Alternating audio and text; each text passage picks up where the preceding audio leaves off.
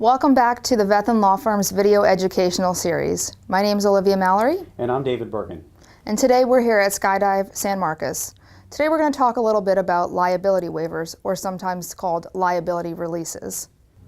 Some businesses and services are inherently risky, such as skydiving or sports complexes, or even a company picnic.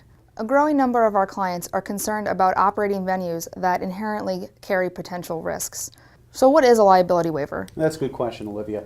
A liability release waiver is a legally binding document that educates an individual about the potential risks they face, while at the same time releasing a company from potential liability.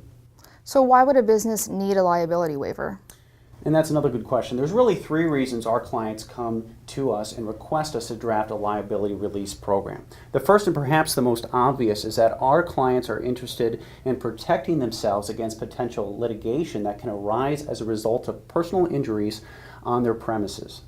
The second one is our clients want to educate the individual about the potential risks they face while at the same time protecting themselves.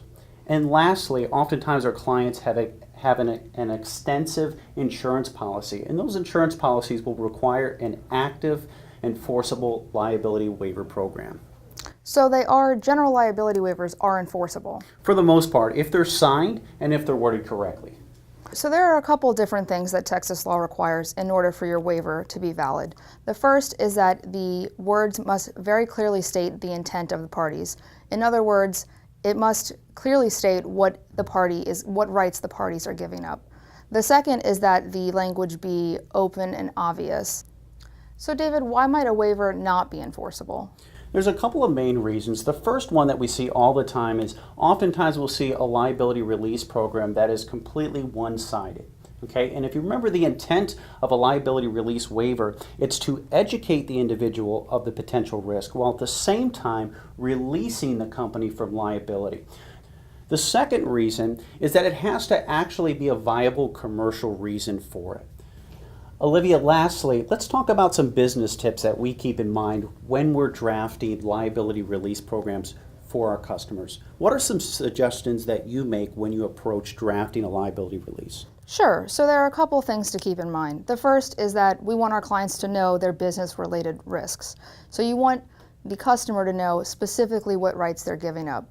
Another tip is that the language should be very clear, concise, and conspicuous. And lastly, you want to draft the waiver so that the language is broad to cover a variety of injuries and risks, but not so broad as to make it unenforceable. Hi, I'm Charles Vethin. I'm here with Paul Illingworth at Skydive San Marcos. Now, we're here to talk about liability release. Does your company use a liability release? Yes, we do. Yeah, Okay. we have to have a liability. One of the reasons we have a liability release, apart from the inherent risks associated with skydiving in itself, is just purely and simply because it's impossible to get insurance to cover injuries caused by skydiving. And would you let any student skydive without signing a liability release? I don't even like people coming onto my facility that don't sign the release. But no, absolutely. Every single person that goes outside the public areas has to sign the liability release waiver. I just can't run my business without it. And would you consider that an important part of your business liability shielding? It's the most important part. Okay. Really. Paul, thank you very much for entertaining us today, and we are actually going up and trying to jump with our fellow lawyers.